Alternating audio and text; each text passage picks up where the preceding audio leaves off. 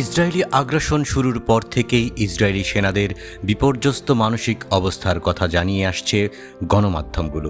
বিশেষ করে ইসরায়েলি মিডিয়াই দিচ্ছে সেই খবর।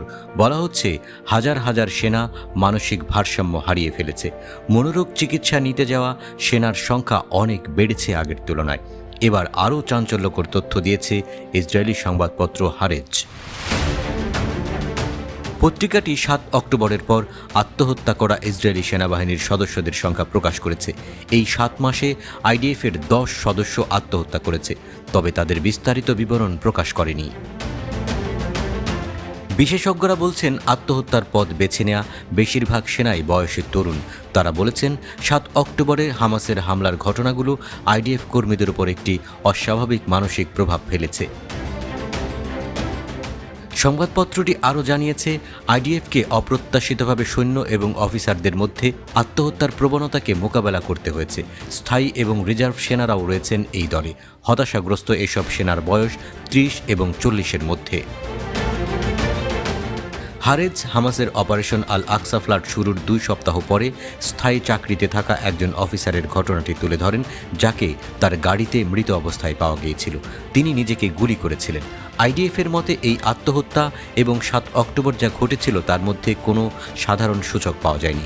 তবে পরিবারের সদস্যরা এবং সহ সৈন্যরা জানিয়েছেন যে কিছু মৃত সৈন্য 7 অক্টোবরের পর মানসিক যন্ত্রণায় ভুগেছে। ইসরায়েলি দখলদারিত্বের তথ্য নির্দেশ করেছে যুদ্ধের শুরু থেকে 11 মে পর্যন্ত 10 জন সৈন্য এবং অফিসার আত্মহত্যা করেছেন।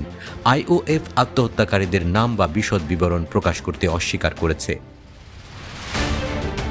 গাজা যুদ্ধ শুরু হওয়ার পর থেকে 620 আইডিএফ সৈন্যকে মৃত ঘোষণা করা হয়েছে।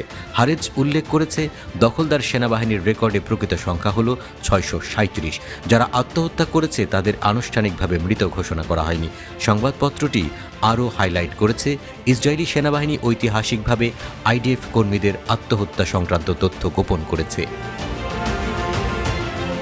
আহত সৈন্যদের বিষয়ে ইসরায়েলের দাবি, যুদ্ধ শুরুর পর থেকে 3361 ইসরায়েলি সৈন্য আহত হয়েছে, যার মধ্যে 520 জন গুরুতর আহত।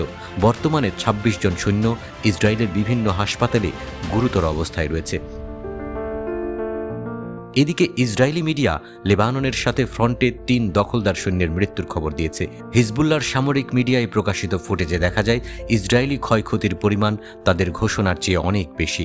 ইসরায়েলি মিডিয়া অনুসারে ফিলিস্তিনি প্রতিরোধের সাথে যুদ্ধে আইওএফের নিহত উচ্চ সংখ্যা এমনকি একটি আইওএফ ব্রিগেডের আকারের সমান।